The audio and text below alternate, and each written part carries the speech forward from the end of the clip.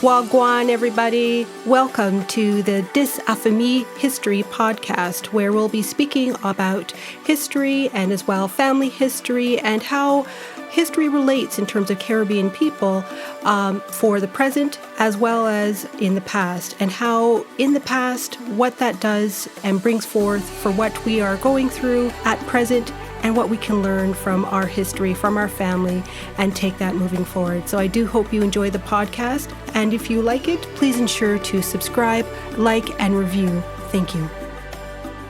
In this episode, Wendy Aris will be joined with Professor Nika Dennie, who is an assistant professor of history and core faculty in Africana Studies.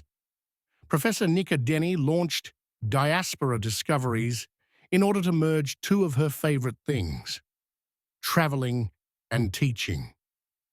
Diaspora Discoveries aims to help travelers get a better understanding of Black history and culture in different parts of the world. So let's have a listen. Thank you so much, Nika, for coming on to the Dis Affamie History podcast and to talk about your company, the Diaspora Discoveries, which I find is just so fascinating. And but before we start, I'll have you do a brief introduction of yourself. Sure. Thank you so much. My name is Nika Dennie, and I am really excited to be here with you today. I, as my day job, teach African American and Caribbean history. I have my PhD in African American Studies, and I also really like gallivanting, just generally speaking. And so I created this company in order to merge my love of the both of those, of being able to teach, being able to travel, and help expose people to something new. No, that's wonderful. And so we'll start. And I just wanted to ask you, what was your inspiration for behind founding Diaspora Discoveries and the motivation to create the platform? Yeah, absolutely. As I mentioned, I'm a professor, and a few years ago, I was planning to teach a class on women in slavery in the Black Atlantic. So we were going to be focusing on slavery in the US, in the Caribbean, and in Latin America. And at the time, I was working with a colleague, Devin Benson, who led trips to Cuba for her students because she was teaching Cuban history. And so looking at her model, I thought, oh, I could actually probably do something pretty similar to study the histories of slavery, since it's not only limited to the United States, and since this was a course that was going to be looking at different parts of the globe. So as a result of that, I applied for funding from my university, and we were able to have a fully funded trip for my students to spend probably about 5 or 6 days in Barbados. And while we were there, we went to different museums, we went to different historical sites, and it was a really great experience, not just for me, but also for the students who at the time, it was a class entirely of women, primarily Black women, primarily women of color. So it was really exciting to be able to offer them this experience. Some of them had never been out of the country before. And from there, I decided I wanted to continue offering study abroad courses. So I offered a slightly different version at my current institution, and that was for a class called Slavery and Colonialism in the African Diaspora, that I taught with a French professor who focuses on African and Caribbean literatures and cultures. His name is Mohammed Kamara. He's wonderful. And this time we were able to spend 2 weeks in Barbados because there's just a wealth of information there. So these experiences offering these study abroad courses are things that obviously not everyone has access to. Not everyone has the resources to afford a college education. Not everyone, even if they're in college, has the resources to study abroad. So I thought that Diaspora Discoveries is a way that I can continue to share knowledge outside of a college classroom and make it available to the general public, except now the trips that I lead are a little less academic and a little more fun. Well, that's fantastic. And it is more immersive and more, it then becomes more personal, and which is great. And then so what are, what are the primary goals and objectives of Diaspora Discoveries, and how do you envision achieving them? Sure. The main thing that I hope to do with Diaspora Discoveries is to help people get a better understanding of Black history and culture through travel. So often people go to the Caribbean and they lie on the beach all day, which I also like to do, or they might go to the Caribbean for carnival, and so they're partying and drinking the entire time, which can be fun sometimes, but they're not really engaging with what the Caribbean has to offer and what Caribbean history has meant. beyond these isolated moments of enjoyment. When the Caribbean, as we know, is a space that has long histories of colonialism that continue to impact the region today. And so my goal is really to help people gain a better understanding of what that history looks like while also enjoying themselves, to help people develop better intercultural understanding among Black people from different regions or from different countries, and hopefully promote a shared understanding of what the African diaspora has meant for all of us, in part because of this shared history of slavery, but beyond that as well. No, definitely. And, would you be able to, I guess, highlight some of the key projects or initiatives that the Diaspora Discoveries has undertaken or will be undertaking? Yeah, absolutely. So one of the signature excursions that I've taken my students on before that would also be a central component of the trips that I lead in Barbados in particular are to go to Newton Slave Burial Ground. This is a place that is the first excavated enslaved burial ground in the Western Hemisphere. Newton Plantation was a sugar plantation home to hundreds of enslaved people, or rather a prison to hundreds of enslaved people at any given point in time. And it's really moving to be able to go to that space and honor the legacies of the people who lived and labored there. This is a really significant site of Black suffering. And so to be able to take people there and engage with this plantation space, not in a way where it's like, oh, look, here's this plantation tour, look at this excellent architecture, but rather in a way that really grapples with what Black people experience there, is something that I find to be really important. And in some ways, a spiritual experience for the people who participate in this part of it. This visit to the burial ground is also accompanied by a visit to the Barbados Museum and Historical Society, where we get to actually look at records with archivists from this plantation. So that's something that I really enjoy doing so that people can see the tangible significance of a site like a plantation, to be able to go to the plantation, see this burial ground, and to also be able to go into the archives at the museum and see some records, like a plantation ledger, for instance, that has the prices of enslaved people alongside the prices of farm equipment. This is something that I think really helps people see how slavery was real, not something that simply exists in the abstract. Yes, definitely. It definitely makes it more concrete to be able to go onto a plantation, and of course to have that then connected to what the actual documentation was, which and what you're describing as well. I know for a lot of people they go to, and I know we'll probably talk about this, is going back to the continent and then seeing from where they left from. You're offering now something where this is what they actually lived through, and that is very powerful. And you kind of alluded to, but what would be, I guess, a typical agenda for a trip, either to the continent or to the Caribbean with Diaspora Discoveries? Sure. I would say that a typical itinerary would involve a combination of historical outings as well as fun outings. If you're going to the Caribbean, of course you want to enjoy yourself. Of course you want to soak up the sun and take a dip in the water. So we'll do both of those. So the way that the itineraries are structured vary from a day-by-day basis, where one day we might go on a walking and driving tour. The next day we might be on a boat, for instance, or we might split our day between being at a museum in the morning and doing something more fun, like an excursion to go sightseeing or to a botanical garden in the afternoon. So the days typically have a combination of these things going on. I also incorporate free time into the schedule because I do want people to be able to explore on their own. Not everyone wants to be with other people 24/7, which I completely understand. Or perhaps people want to get off the beaten path because there is only so much that we can pack into one schedule. So I make sure that there's a balance of time between historical outings, social excursions, and also free time for people to explore, maybe check out some restaurants or go to other places that we weren't able to add to the itinerary. No, no, that's great. And again, I guess maybe just to further break down, I guess what a typical day length would be for, or then as well, what that trip length would be. Is this going to be like a 5-day trip, or is this going to be a 14-day or a 20-day? Can you just elaborate on that a little bit? Yeah, absolutely. So right now for our trip to Barbados, the structure is a 7-day trip. Day one, there's nothing on the schedule except for a welcome dinner, so everyone gets to meet one another, and we have this nice time at a restaurant on the waterfront. The next day is when we might do something like our full day walking tour and driving tour to go to different sites in Barbados. And on this tour, we'd be accompanied by a local expert.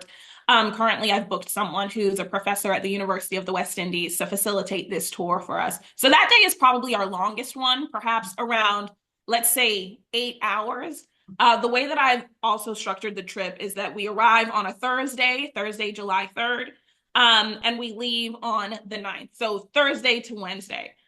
This structure means that on Friday night, we can go to Oistins. Oistins is a part of Barbados that has a lot of seafood. And on Friday nights in Oistins, there's a fish fry where there are food stands, there's sometimes music, there are vendors who are selling jewelry and other small trinkets. So I do want to make sure that anyone who comes to Barbados with me gets to have this signature experience of going to Oistins. You can't go to Barbados, be there on a Friday and not go to Oistins.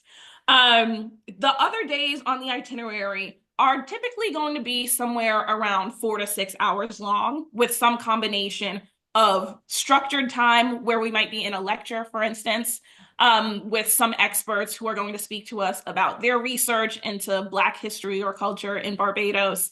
I've lined up, for instance, for this very first trip, a women, genders, and sexuality studies professor named Tanya Haynes. I've also lined up Stephen Walcott, who is a music professor and music educator. So he'll do a lecture for us, which would be followed by an interactive drumming and dancing workshop. After we have this day where we're learning from our experts, then we'll go to the botanical garden for a little bit. So there's typically a combination of time, depending on the activities, where each day probably has a little bit of both. I want to say that the day with the tour is probably the only day that is almost entirely history. But even that day, it's followed by the fish fry. I'm looking for a balance so people get both relaxation and education out of these trips. Definitely, that definitely does sound like a real good balance. And I guess with these trips as well, is there, a theme? Like when you're going to, let's say, Barbados or you're going to Panama, is there a specific theme for these particular excursions or trips that the group is traveling to? Sure. So for the purposes of the trips to Barbados, which is the current destination, the emphasis really is mostly slavery, simply because there's so much history about slavery in Barbados. Barbados was Britain's first and most profitable slave society. And for folks who might be interested in a connection to the US, the first settlers of Charleston, South Carolina, actually left from Barbados. And if you compare the slave codes between South Carolina and Barbados, they're nearly identical. So there's this really strong connection there. There are a lot of plantations, there are a lot of museums that have excellent exhibits about history, and particularly the history of slavery. So that's a really strong point of emphasis for these trips to Barbados. I have not yet developed trips or itineraries to other countries, but that's certainly something that I would plan to do in the future once Diaspora Discoveries gets off the ground, is well established in Barbados. There's, of course, several other places that would be relevant to studying global Black histories and global Black cultures. So depending on the country, the theme might vary, but I would say the main theme for Barbados is the history of slavery.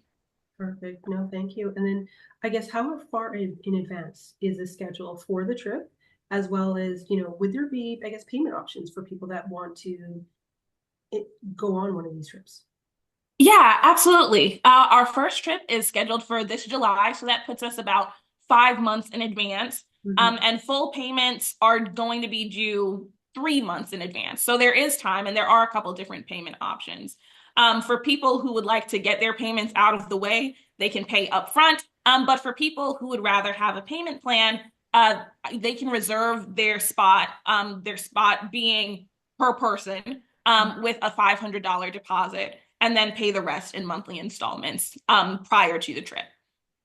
Oh, that's wonderful to know that they have those types of options that are available to them, because everybody wants to plan and make sure that they can fit their budget for what they want to do. And Uh-huh. I guess, again, how can individuals or organizations get involved with diaspora discoveries or support the mission?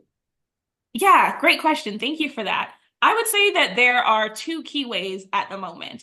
The first is by joining the wait list. Perhaps this is something that you're interested in for the future, but you're not going to be ready to go somewhere in July. That is perfectly fine. People can join the wait list at diaspora-discoveries.com/waitlist so that they get emails about just to have early access to updates. So whenever we've got our new set of travel dates, whenever reservations are open, you'll be the first to know if you join the wait list. The other way is by making a reservation. So while I am publicly advertising particular dates, July 3rd through 9, that are open to anybody, I'm also available to organize trips for private groups or organizations. So if you're a sorority or fraternity, alumni association, student group wants to do a trip, I can definitely work something out for you. Oh, that's wonderful to be able to know that you can do some private Mhm. trip organizations as well. That's great. And then, of course, what do you see, or I guess, what are your long-term inspirations for diaspora discoveries? Yeah, long term, I would love to be able to grow the business to the point where I can do multiple trips per year. While I have done these trips before with my students, considering that I'm still in the early stages of the business, right now I'm doing the pilot in July, and depending on what the demand looks like for that, I'll be able to do more trips, hopefully. In a perfect world, I would love to be able to do 2 or 3 trips per year where I'm physically there on the ground. But in the future, let's say there's a trip every single month. Mhm. I don't think that my day job would appreciate me leaving for a week every single month. But that being said, I do think that there's an opportunity here as well for the business to be self-sustaining and to hire someone to be an on-site coordinator. I would also love to be able to go to other countries. While I'm not too familiar just yet with what the histories of each country looks like, as well as which local experts are available on the ground in different countries, I do think that it would be great to be able to go to Grenada. The underwater sculpture park, I think, is something that people would love to see in person, right? So that is certainly a possibility. My family is also from St. Vincent and the Grenadines, and my father, Cary Dennie, has been doing a lot of work alongside other historians such as Cleve Scott in order to write a book about the history of St. Vincent. There have also been various ongoing projects to better reckon with the history of genocide in St. Vincent on an island called Balasso. Balasso is the traditional or ancestral home of the Garifuna peoples. And so there's a lot of work being done around that right now. And I think that once that work is completed, there are certainly opportunities for diaspora discoveries to be able to connect with some of these other countries in the Caribbean. No, that is fabulous, because you've mentioned a number of, narratives that are not really told. This is not part of the regular narrative of this time frame period and of this area, right? So it's wonderful to know that this is some of the stuff that you are looking at for the long term, and to be able to offer this to others to be able to experience it in person. And what would you say, I guess, final thoughts as we end this episode, that you'd like to leave the listeners about diaspora discoveries? Sure. I would say that at Diaspora Discoveries, we aim to make learning stylish. You'll get a combination of social excursions like snorkeling and swimming on a private boat ride, and doing a tour and tasting at a rum distillery. But you're also really going to walk away with a much better understanding of global Black histories and of Caribbean history in particular through going to a variety of museums, through having tours with local experts, and through attending lectures with local experts. If you're looking for a combination of experiences that is a medium pace, if you want to have fun, but you don't want to party from sun up till sundown, we're probably the right speed for you. Oh, thank you so much, Nika, for coming on and to be able to speak to diaspora discoveries. I really do appreciate your time. And this sounds, and is wonderful. So hopefully, if not this year, but hopefully next year, I can be able to participate and to go on one of your trips, because this sounds like a great combination for, especially for a lot of genealogists, family historians, that, it's looking at things in black and white, and then to experience it in person is a totally different experience. So wonderful that you were offering this, and all the best. But thank you so much for coming on. Thank you for having me. Hoped you enjoyed this episode, and if you did, please make sure to like, follow, subscribe, and write a review for the episode wherever you listen to your podcast. Thank you.